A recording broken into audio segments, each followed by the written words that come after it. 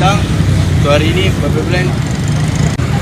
11. Nak sampaikan hajat korang cakap pergi Bukit Bintang, Bukit Bintang. Share dulu kita nak sampai ni dekat Bukit Bintang ni. Assalamualaikum. Assalamualaikum. Waalaikumsalam. Mana mak? Berapa ringgit dapat sehari? Lari. Macam lari korang.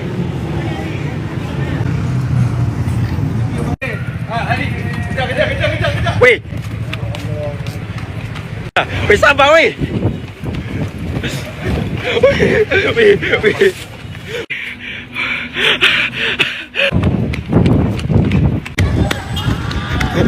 Sabar.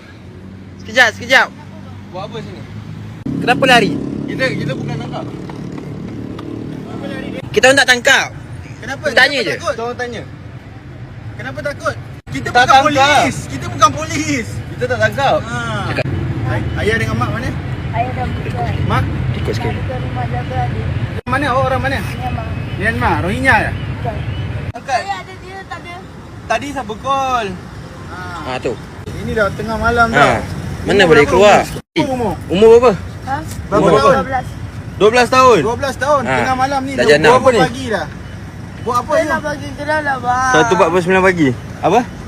Bagilah, bang. Sabar, panggil kawan dulu yang lari nanti Kita suruh tak bawa panggil. order Grab ke? Bukan ni. Ha? Ada. Ya ke? Mana? Tengok. Tak ada internet, no internet connection. Cakap betul-betul.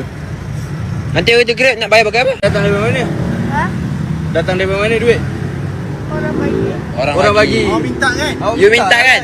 Tadi saya minta, sekarang tak ada minta. Tadi cakap Ah, tak tak. minta. Tadi cakap tak minta. Sekarang minta. Tak cakap tak ada minta. Sekarang cakap tak ada minta. Sekarang tak ada minta. Jangan tipu tau. Sampai Allah marah tau. Ini Tahu api neraka? Masuk api neraka. Tak ada, kau mati. Tadi kita sudah cakap video ni tau. Awak ada minta duit? Tak ada. Ini sekarang awak cakap tadi ada. Awak dah tipu ni.